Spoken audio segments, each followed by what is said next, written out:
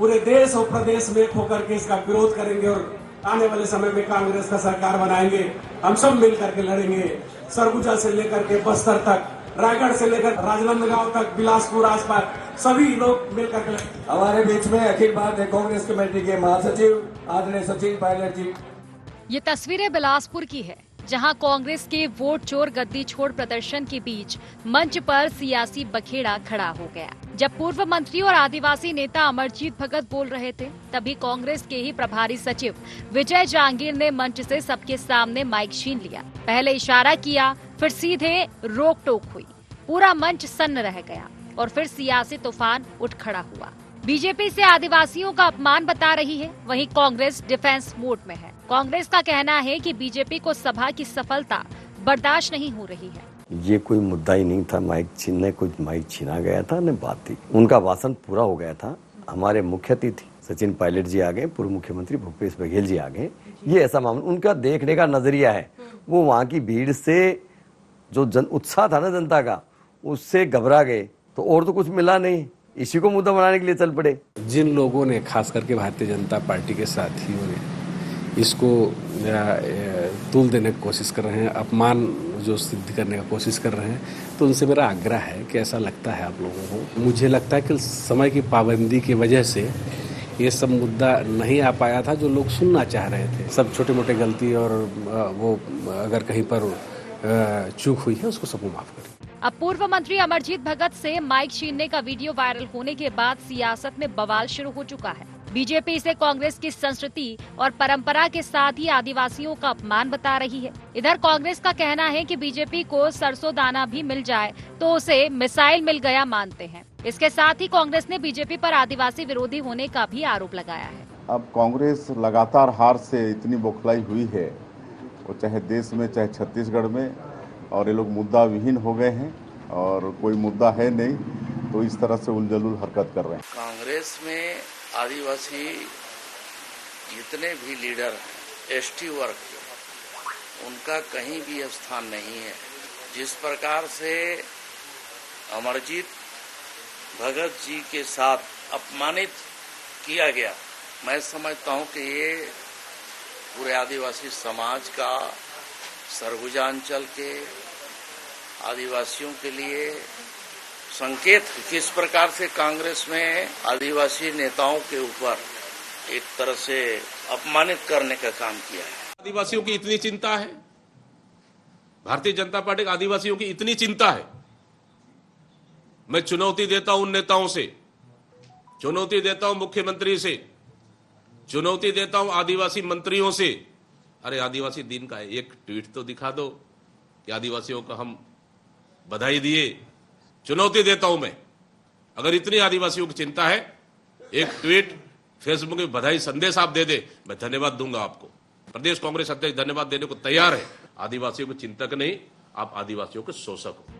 कांग्रेस की कोई बड़ी बैठक हो या फिर जोरदार प्रदर्शन, ये कम ही देखने को मिलता है कि पार्टी के भीतर का बवाल सामने न आए। बिलासपुर की घटना ने एक बार फिर कांग्रेस के आंतरिक मतभेदों की परतें खोल दी है। मंच पर माइक छीने जाने की तस्वीरें अब पार्टी की एकजुटता पर सवाल खड़े कर रही है। जहां बीजेपी को बिना मेहनत के एक बड़ा राजनीतिक मुद्दा हाथ लग गया, वहीं कांग्रेस अपनी सफाई में ही उलझती हुई नजर आ रही है। अब चर्चा उस प्रदर्शन की नहीं हो रही है जिसके जरिए कांग्रेस ने वोट चोरी का आरोप लगाया था। पूरी सियासत का फोकस अब मंच पर माइक छीनने की घटना पर टिका हुआ है। रायपुर से अद्वैत नाइक की रिपोर्ट।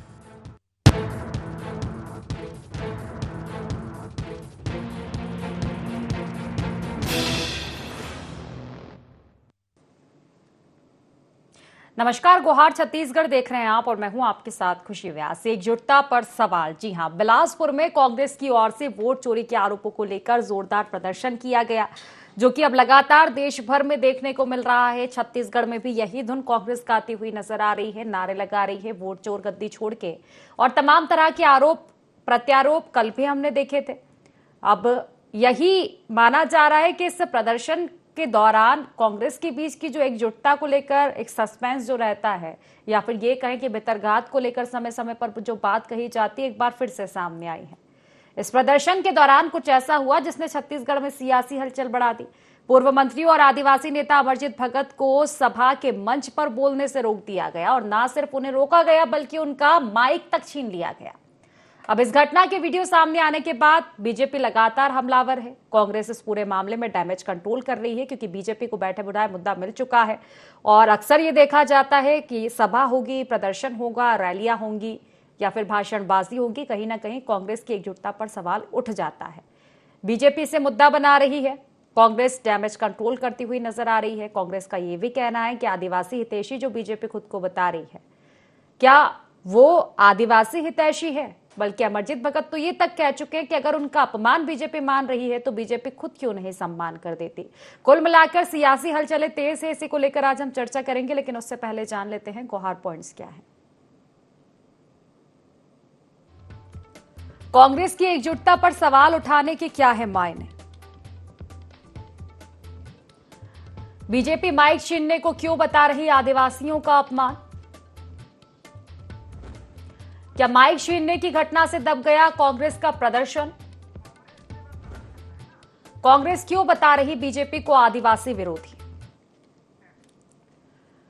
तो इन्हीं सब मुद्दों को लेकर आज हम चर्चा करेंगे। खास मेहमान हमारे साथ जुड़ चुके हैं, परिचय में आपको करवा देती हूं। हमारे साथ वरिष्ठ पत्रकार मनीष वोरा जी जुड़ चुके हैं, बीजेपी से हमारे साथ के चौहान जी जुड़ चुके हैं और कांग्रेस से हमारे सामने प्रतिक्रिया रखेंगे सुरेंद्र वर्मा जी। फिलहाल आप तीनों मेहमानों का बहुत बहुत शुक्रिया, बहुत बहुत स्वागत है इस खास चर्चा में। और चर्चा की शुरुआत सुरेंद्र जी आप ही से करना चाहूंगी क्योंकि बैठे बिठाए मुद्दा बीजेपी को मिल चुका है और या कहें कि मुद्दा भी आप ही ने दिया है। अक्सर यही देखा जाता है कि भाषणबाजी की बात होगी, रैलियां आपकी रहेगी, प्रदर्शन आपके रहेंगे। बीजेपी कहीं ना कहीं उसमें वो नब्ज टटोल लेती है, वो चीजें देख लेती है जो शायद बाकियों को नजर आए ना आए, लेकिन बीजेपी को आ जाती है और प्रश्न चिन्ह आपकी एकजुटता पर लग जाता है बार बार। इस बार भी कुछ ऐसा ही हुआ, ना सिर्फ एकजुटता पर सवाल है बल्कि आदिवासियों के अपमान की बात तक कह रही है बीजेपी।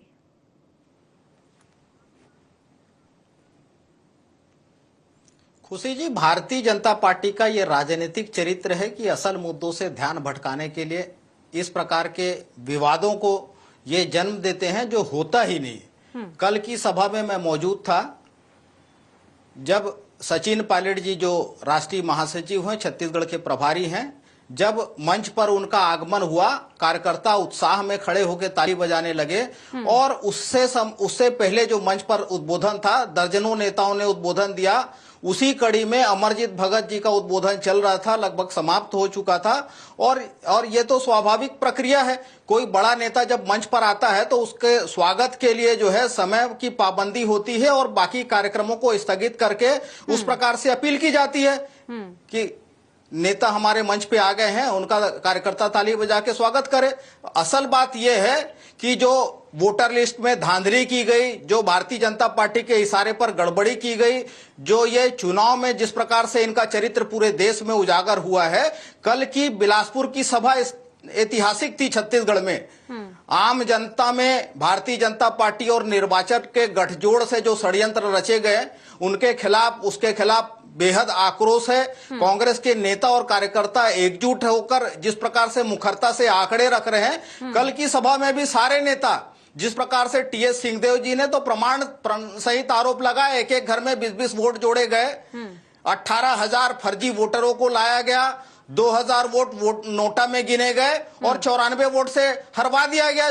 जो व्यक्ति कांग्रेस छोड़ के भाजपा में गया था, जिसके खिलाफ भाजपा के कार्यकर्ता ही काम नहीं करना चाहते थे, ठीक है, उनके खिलाफ जो तथ्यात्मक आरोप जो कांग्रेस के तमाम नेता, चाहे भूपेश बघेल हो, टीएस सिंहदेव जी हो, चाहे प्रदेश अध्यक्ष दीपक बैज जी हो, और जो ऐतिहासिक भाषण जो है हमारे प्रभारी ने कल दिया, उसमें तो भारतीय जनता पार्टी का गठजोड़ जो है निर्वाचन के साथ प्रमाणित किया उन्होंने कि कैसे ये मैच फिक्स करने से पहले अंपायर फिक्स करते हैं। जो कानून में 2-2 परिवर्तन किए गए निर्वाचन आयोग के आयुक्तों की, जो निर्वाचन के कमिश्नर होते हैं उनकी नियुक्ति के लिए, मुख्य न्यायाधीश सुप्रीम कोर्ट के जो होते थे उसमें निर्वाचन मंडली में, उसको हटा के देश के गृह मंत्री को शामिल किया गया। मतलब 3 में 2 भाजपा के, तो अंपायर भी अपना चुन लो ताकि गड़बड़ी कर सके, और गड़बड़ी से उनको संरक्षण देने के लिए ये कानून बनाया कि उनकी गड़बड़ियों पर बाद में भी उनको अभियोजन उन पर नहीं चलाया जा सकता। तो इनकी नीयत बिल्कुल स्पष्ट हो चुकी है, वोट चोरी करके सरकार में आए हैं और वही स्थिति छत्तीसगढ़ में भी है। ठीक है, कल चलिए, जैसे ठीक है, डिप्टी बिल्कुल, मैं आपके सीएम पास विजय लौटूंगी, शर्मा जी फिलहाल का जो प्रतिक्रिया बयान ले लेती हूं आया, मैं। जैसे अनुराग ठाकुर जी का बयान था, उसी तर्ज में उन्होंने भी गड़बड़ी को स्वीकार किया। ठीक लो 2 साल हो रहे हैं सरकार में, फिलहाल मैं चौहान जी से। यदि चौहान इनके जी, पास देखिए तथ्य जो होता, बात कही प्रमाण जा रही है होता तो ये आदिवासियों कार्रवाई के करते, अपमान की गड़बड़ी में बात हो या शामिल थे कांग्रेस की ये, एकजुटता की इसलिए बात ये हो, केवल लेकिन बयानबाजी कांग्रेस कर का रहे हैं। साफ तौर पर यह कहना है कि वोट चोरी के आरोपों को लेकर जिस तरह से वो जनता के बीच पहुंच रही है उसका असर जनता पर हो रहा है और इसी चीज से आप बौखलाए हुए हैं तो मुद्दे को बदल रहे हैं। पहली बात तो ये है कि ये विधेयक जो है वो किस मुद्दे पे है, ये हमारे को स्पष्ट करना चाहिए और काफी प्रवक्ता को भी स्पष्ट करना चाहिए। शायद काफी प्रवक्ता भूल गए हैं या इनको जो बुला के बोला जाता है कि अगर कहीं भी घेरा जाओ तो आओ और अडानी और अंबानी का नाम लो, नहीं तो ईवीएम और वोटर लिस्ट का नाम लो। अब ऐसा हो गया, मुद्दे पे आ जाता है कुछ भी भारत मुद्दे पे तो बोलना है।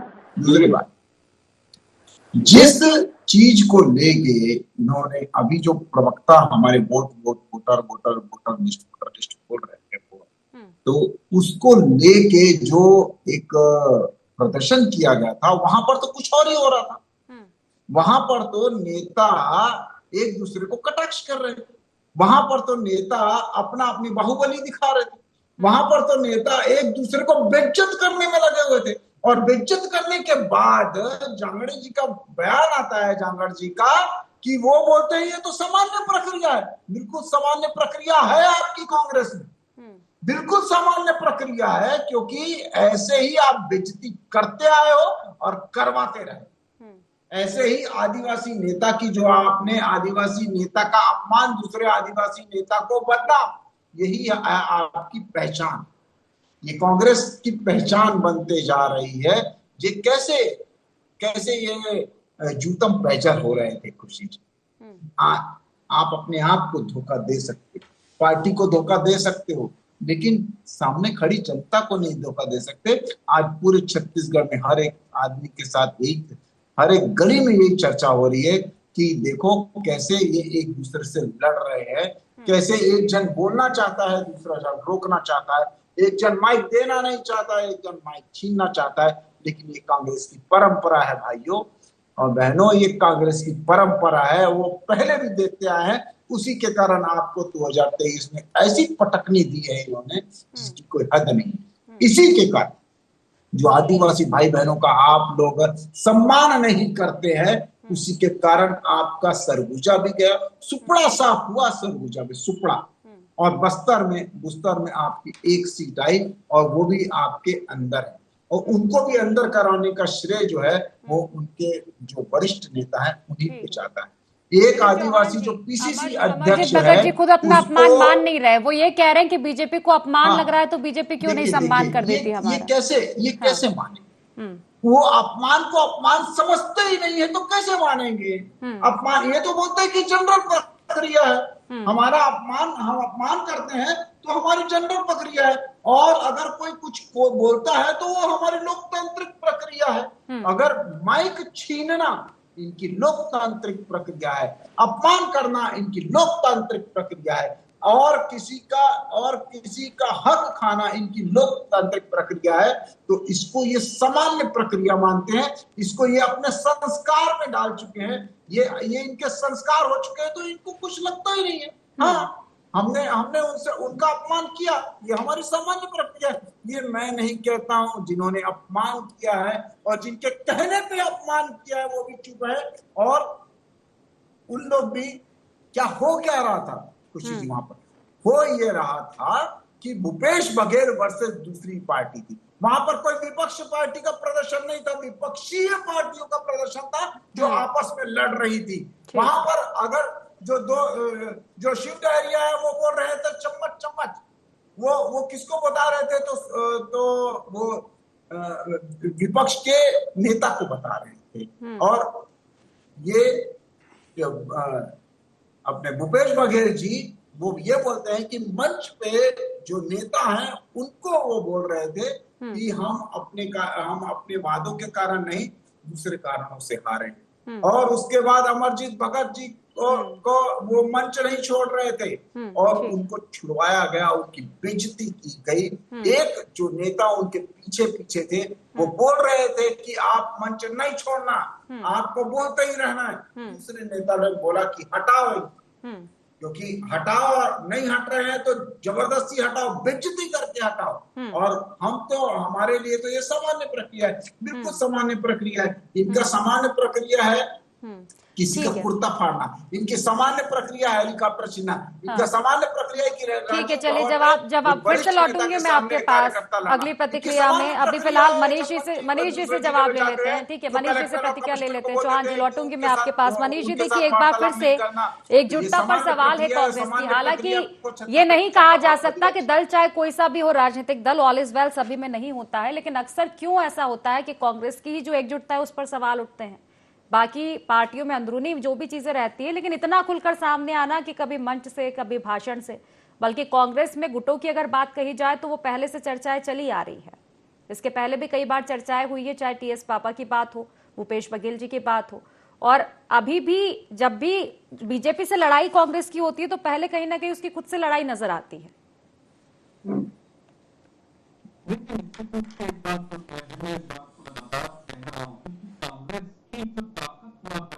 वही कांग्रेस की आज कमजोरी बन गई है। ताकत मैं इसलिए कह रहा हूं कि ये वही कांग्रेस है जो आज से नहीं, जब से कांग्रेस बनी है तब से उसके अंदर कई प्रकार के नेता रहे, कई प्रकार के गुट रहे हैं और लगातार ये चीजें होती रही है। और वो कांग्रेस की ताकत थी। ताकत इसलिए थी क्योंकि कांग्रेस जितने ग्रुपों में बैठी थी उतने ग्रुप के लोग अपना अपना शक्ति प्रदर्शन अपने अपने ढंग से करते थे और उस हिसाब से अपने चीजों को रखते थे। लेकिन आज स्थितियां ये हो गई है कि वो लोग आपस में इतने ज्यादा लड़ रहे हैं कि उनकी ये लड़ाइयां जो है वो सीधे तौर पे दिख रही है, सार्वजनिक रूप से दिख रही है। और उस लड़ाई के दिखने की वजह से कांग्रेस को लगातार नुकसान हो रहा है। जनता के मन में ये चीजें लगातार घर कर रही है।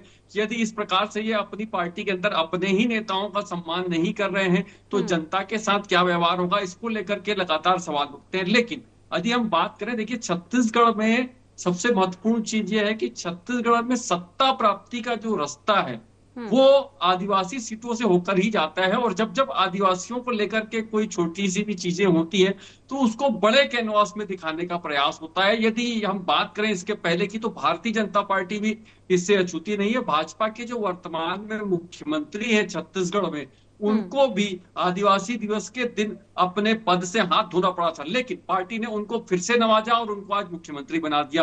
तो ये बात कोई नई नहीं है, क्योंकि छत्तीसगढ़ में सत्ता प्राप्ति के लिए सरगुजा और बस्तर, ये दो जो क्षेत्र हैं, यहाँ पर जिनको बहुमत मिलता है वही सत्ता में बैठते हैं। ये आप पूरा रिकॉर्ड उठा करके देख लीजिए। तो जब जब आदिवासियों को लेकर के कोई बात होगी तो मुझे लगता है इसी प्रकार से बातचीत होगी और इसी प्रकार की चीजें निकल करके आएंगी। रही बात कांग्रेस की, तो मैंने कहा कि कांग्रेस में शुरू से ये स्थितियां हैं कि कांग्रेस लगातार जो है कई ग्रुपों में बैठ के और अपने अपने तरीके से करते हैं और अपना अपना कंफर्ट जोन देख करके अपने नेता को पद पे देखना चाहते हैं और उसको शक्तिशाली देखना चाहते हैं और उसके लिए ही सारी कवायद होती है। इसके पूर्व भी आप देख लीजिए, जितने भी बातचीत हुई है, जितने भी बयान निकल करके आए हैं, बड़े नेता जिस तरीके से बयानबाजी करते हैं, उस बयानों से यही निकल करके आता है कि वो, जैसे रविंद्र चौबे का बयान इसके पहले का आप देख लीजिए, जिस पर लगातार विवाद हुआ, उसके बाद अब जो है ये कांग्रेस के सार्वजनिक मंच से इस प्रकार की चीजें हुई है। तो ये कोई नई चीज नहीं है, ये कांग्रेस में लगातार होते आया है और यही कांग्रेस की ताकत थी जो आज उसकी कमजोरी के रूप में दिख रही है सामने। निश्चित ही, और समय समय पर इसको लेकर चर्चा भी होती है। सुरेंद्र जी, फिर आखिर क्यों होता है कि ठीक है, अगर पार्टी में ऑल इज वेल नहीं है तो घर की लड़ाई घर तक सीमित नहीं रहती, बाहर आती है, और निश्चित तौर पर अगर मौका कांग्रेस देगी तो बीजेपी तो बोलेगी।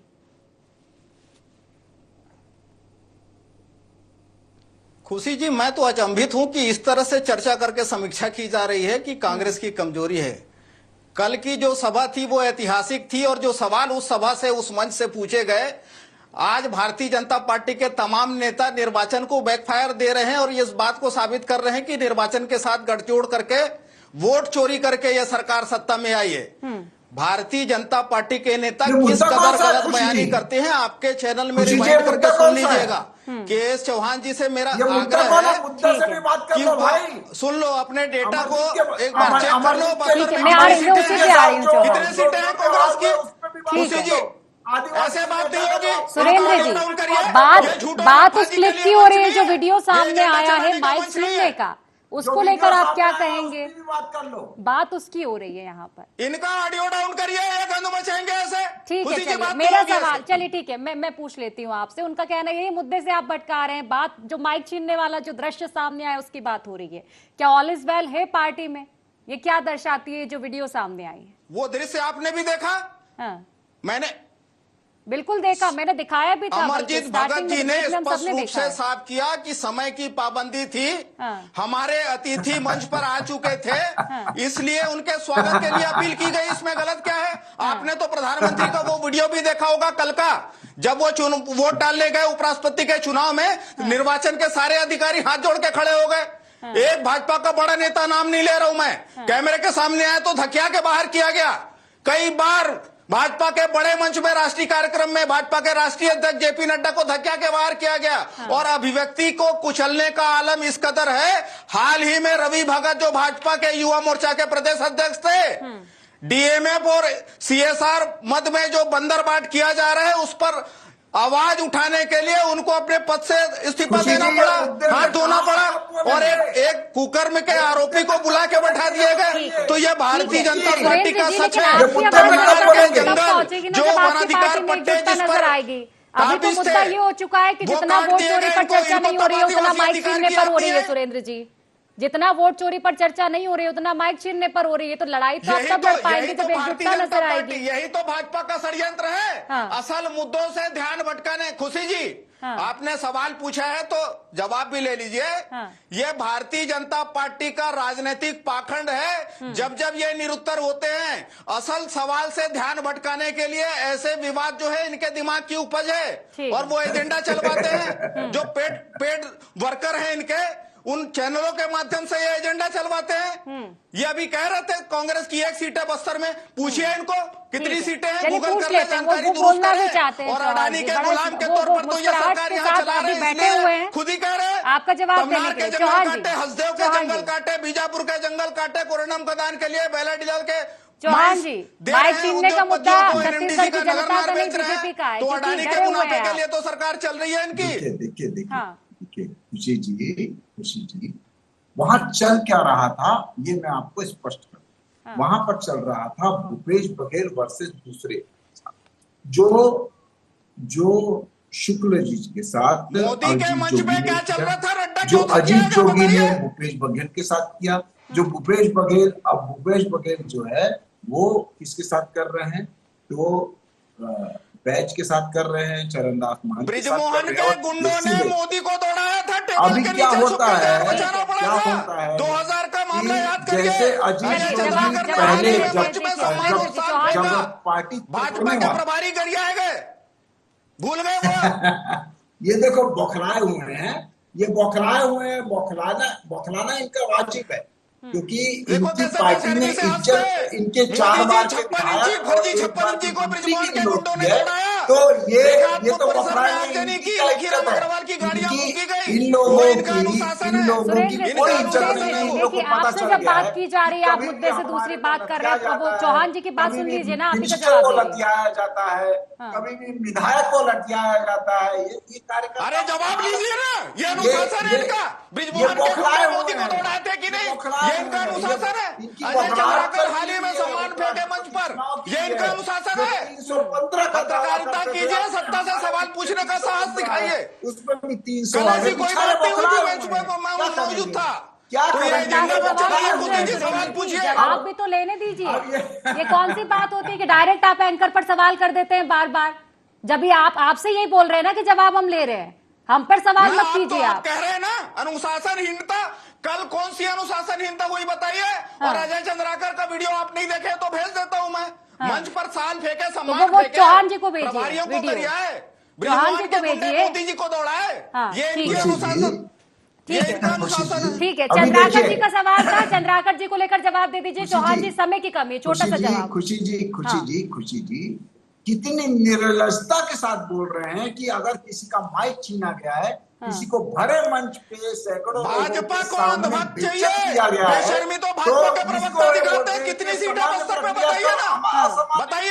चैनल में झूठ बोलने के लिए माफी मांगेंगे, माफी मांगेंगे चैनल में झूठ बोलने के लिए। अपमान करना ये इनके लिए सामान्य प्रक्रिया है। ये बोलते हैं भीखू भाई तंसानिया। देखिए एक एक करके प्रतिक्रिया रखिए सुरेंद्र जी। अभी आपसे सवाल मेरे नहीं होते हैं ना, मैंने आपसे भी चौहान जी का सवाल पूछा था, आपके सवालों का जवाब चौहान जी से ले रही हूँ, तो फिर आप मेरे ऊपर आएंगे। चलिए ठीक है, समय की कमी। अंतिम प्रतिक्रिया मनीष जी आपसे।